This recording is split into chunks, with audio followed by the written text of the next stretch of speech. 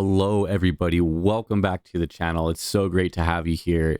I want to thank you so much for bearing with me during the month and a half hiatus that I've had. And what we're going to be getting into here is a little bit of real clear politics polling and just kind of the state of the race. And I'm going to let you guys know who the candidate is who has surprised me the most so far up until this point. If you like the content, please be sure to like the video, subscribe to the channel. It helps me out a lot with the algorithm.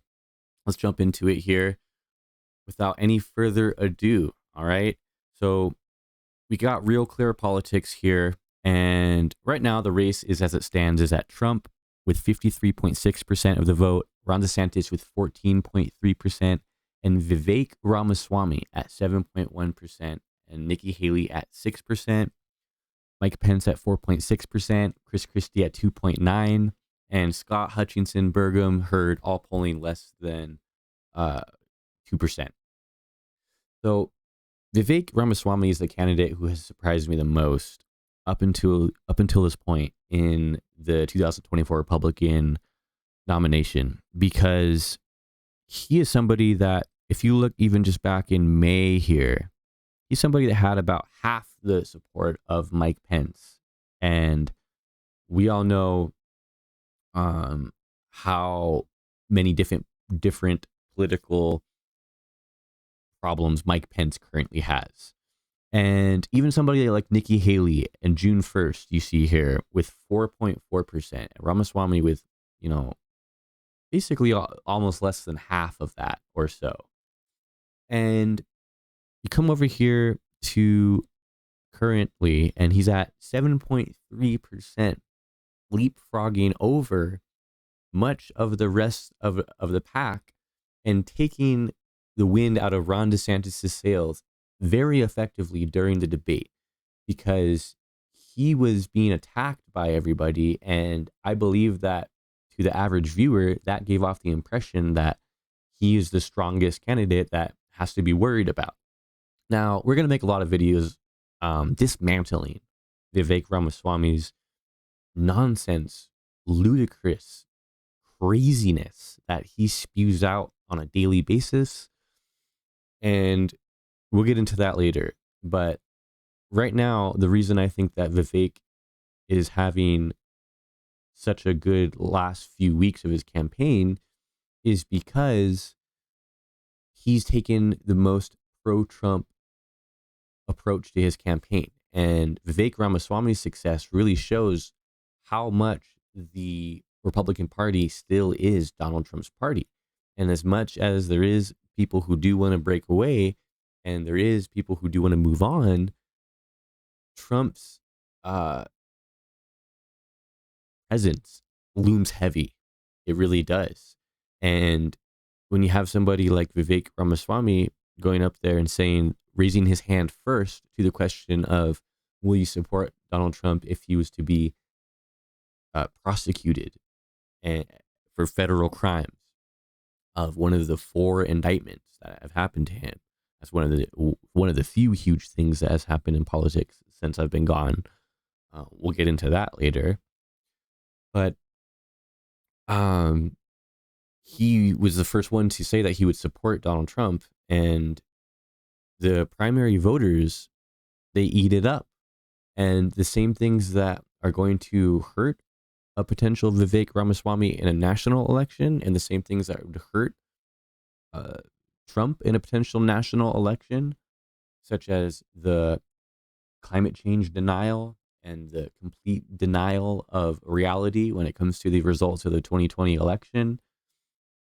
Vivek Ramaswamy is going to carry Donald Trump's water as much as he possibly can. And he's made that his approach.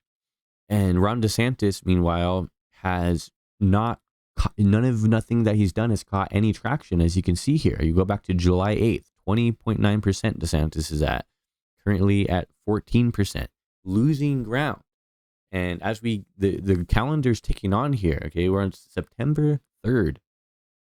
And the Iowa caucuses are going to be here before we know it. And if you're Ron DeSantis, you're somebody that wants to be gaining ground into the low to mid 20s here and you might have a shot to maybe pull off an upset if you're in the low to mid 20s. But the fact that you're at 14.3, not boding well.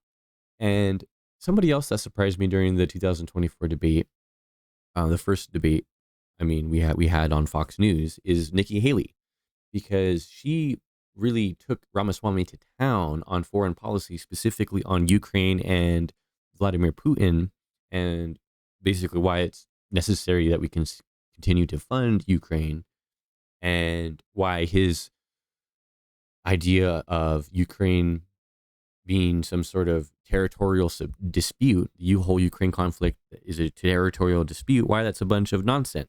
And it was a really strong moment for her. And look what happened here. She went right over Mike Pence, who didn't have a bad performance, but really it was Vivek Ramaswamy's night, because just because of how the other candidates were addressing him and going after him. It wasn't even because of any substance or any policy that he was coming up with. It was just because of how the dynamics of the debate played out. And, real quickly here, we got Burgum, Hurd, Scott, Hutchinson, all of non-factor in the debate. And these guys are going to be dropping out of the race, okay, probably before Iowa. I'll be surprised if Tim Scott will make it to Iowa. I'll be surprised if Burgum and Hutchinson and Hurd even make it to Iowa, honestly. And the more candidates that filter out of the race, the more of a chance there is for a potential Haley or a Pence or maybe a Ramaswamy to continue to take a larger slice of the anti-Trump or never Trump or wants to move on from Trump lane in the Republican Party, which seemingly is continuing to grow. Given Trump's continued disapproval and the fact that 52% of people approve of federal charges against Trump. Well, that's Republicans in there that are approving of federal charges, because 52% of people in America are not Republicans. So, yeah, some really interesting dynamics here playing out, and this race is maybe a little bit closer than I was predicting, maybe a little bit closer than some other people were predicting. There is a possibility that these legal challenges for Trump could do him in. Quite frankly, they could.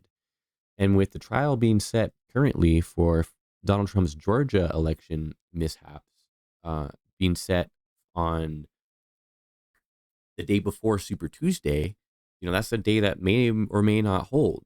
But it creates a really interesting dynamic where there still is a chance here for a candidate to challenge Trump. There really is. And it's going to come down to how quickly the candidates drop out. It's going to come down to, will support consolidate?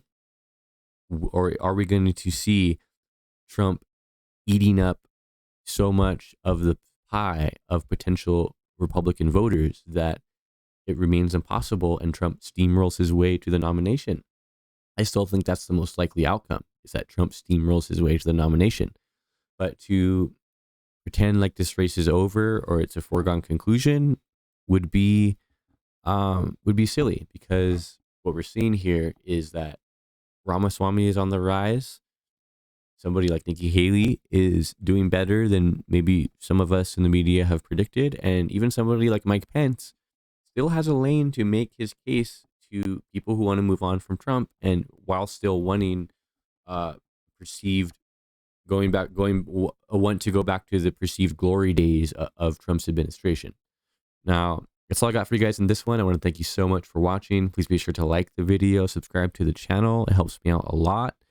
And I'll catch you in the next one. All right. Peace.